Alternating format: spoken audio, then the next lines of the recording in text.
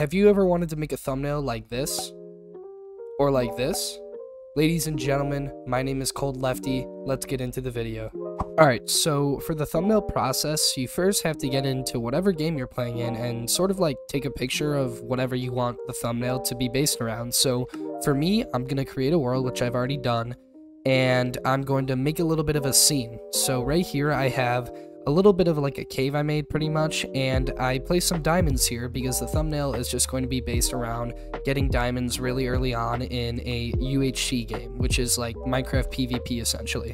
Once you've set up a little bit of a scene, you're going to want to take a picture, and for Minecraft, I'm going to hide my HUD bar using F1, and then I'm going to take a screenshot, which is F2. So, boom, there you go. Screenshot has been saved. The next step is to find that screenshot so you can open it in Photoshop. So I'm not going to teach how to do that for Minecraft, but it's pretty much in the .minecraft folder and then in the screenshots folder, and here it is right here. Once you've got your picture and you've located it on your computer, you want to make a new file in Photoshop. YouTube's rules and regulations can be really buggy at times, so the classic thumbnail size that you want to stick with is 1280 by 720. And once you've made your Photoshop file, you're just going to drag your picture into Photoshop. Here comes the fun part.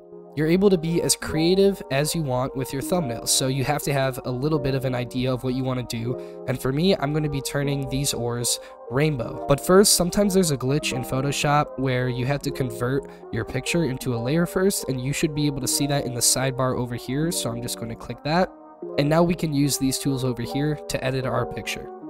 So there are a lot of different ways to select things in Photoshop, but for this method, I'm going to be using the magic wand tool.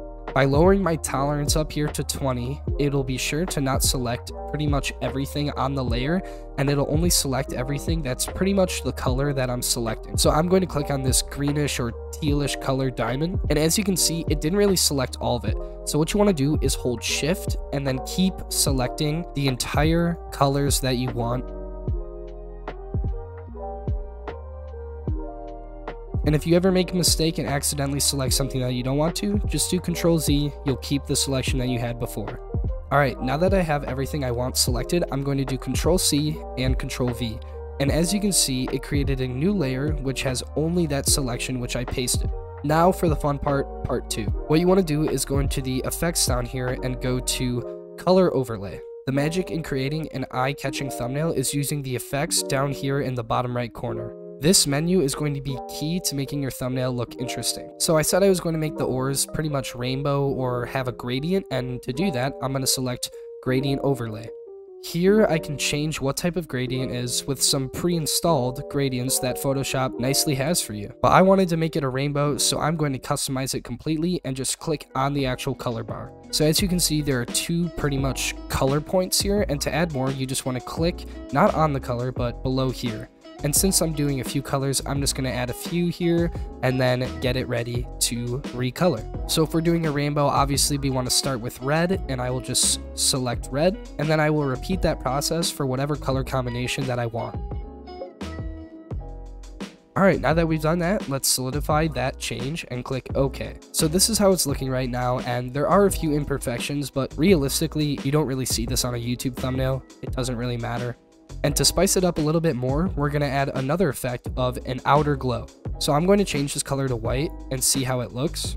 It looks a little weird here, so we can mess with the elements and the spread and size to make it look a little bit better. Alright, I like how this looks, so I'm going to keep this how it is. The next step is just to add a clickbait arrow to your file. I have plenty saved, but for those who don't, you can literally just look up red arrow transparent and choose one that you like. All you have to do is copy the image, go back into Photoshop, and do Ctrl V. It even makes a new layer for you. To resize the arrow, do Ctrl T, and then you can freely manipulate how big and where the arrow is. To solidify your changes, you're going to click this check mark, but we're not done yet. We have to do a few things to prepare it for the thumbnail, so let's get into that. Actually, I am going to select that check mark and then use the magic wand tool right here and select all of the transparency here and just click backspace, and it gets rid of it all for us. Now that we have our arrow complete, click V to go into select mode, and now you can freely move your arrow around. Once again, I'm going to do Ctrl T so I can rotate my arrow. And doing something like this looks pretty good, so I'll stick with that. Now to keep the theme consistent, I'm going to also add the outer glow to this arrow. I'm also going to change the size a little bit to make it a little bit more noticeable. Now that we have the main part of our thumbnail done, let's add some text. So what you want to do is navigate to the text bar option in your toolbar. Now that we've had that selected, just click on your page. You'll see a big text box here, and that looks kind of insane. So let's go escape and let's resize that. Once again, Control T works just fine, and we can resize this text. Double click on your text and then delete everything and type in whatever you want. Now that we have our text, it looks a little bit out of place, so let's add a gradient overlay to it. Okay, so after messing around, I think a color overlay will actually be better, and I will just click that, and let's make it red to match the arrow. We can also add an outer glow once again, and here's how it's looking right now. Congrats, you're almost done with your first thumbnail. But we can do better. You can even add a little bit of a border to your entire thumbnail. So let's select our main picture and that layer, which is in the bottom right. And then once again, let's go to effects, but this time we're gonna do inner glow. As you can see, we have a border here, but why is it green? That looks terrible. Let's just change that to white. One little nice touch I would like to add is some anime zoom effect.